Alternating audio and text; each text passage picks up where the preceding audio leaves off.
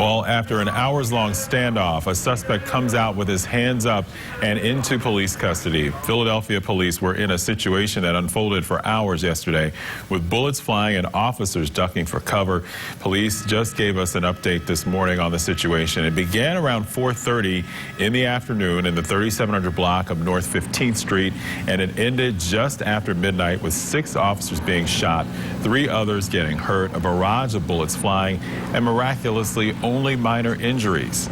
Now, as we mentioned, Police Commissioner Richard Ross gave an update on this situation this morning outside police headquarters. Now, the suspect has been identified as Maurice Hill. He is now in custody, and WFMZ's Alexander Hogan is joining us live from Philadelphia with more on those updates. Alexander, good morning.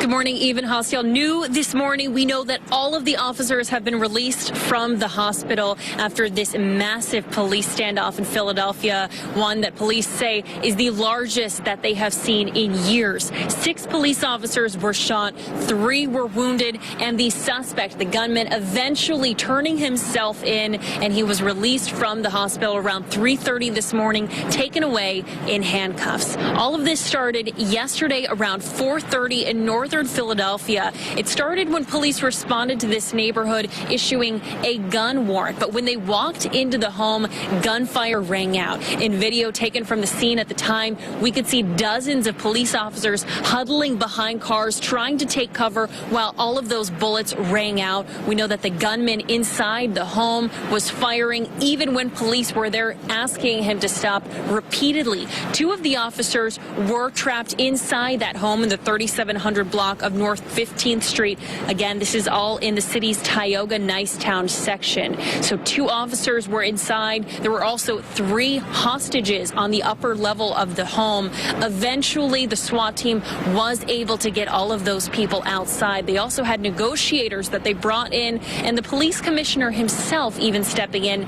He himself talking to the man, something he says he's never done before, he never wants to do again. But in these circumstances, they wanted to make sure that they preserved all lives, even the gunman's.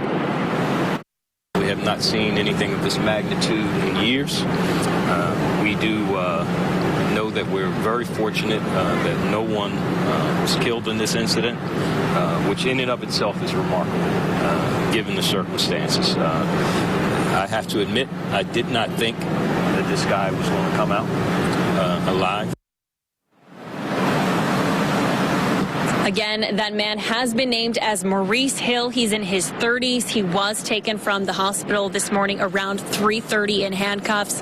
Police say he's not cooperating just yet. But during this standoff yesterday, we know that he was talking with other people. He was FaceTiming his girlfriend at the time, talking about their newborn.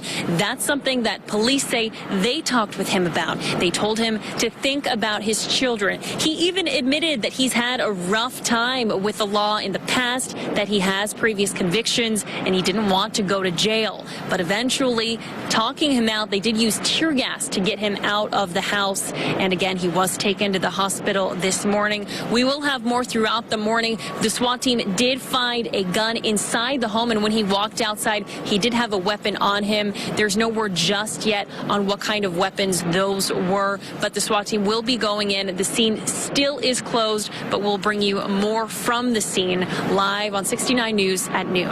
Live in Philadelphia, Alexander Hogan, back to you.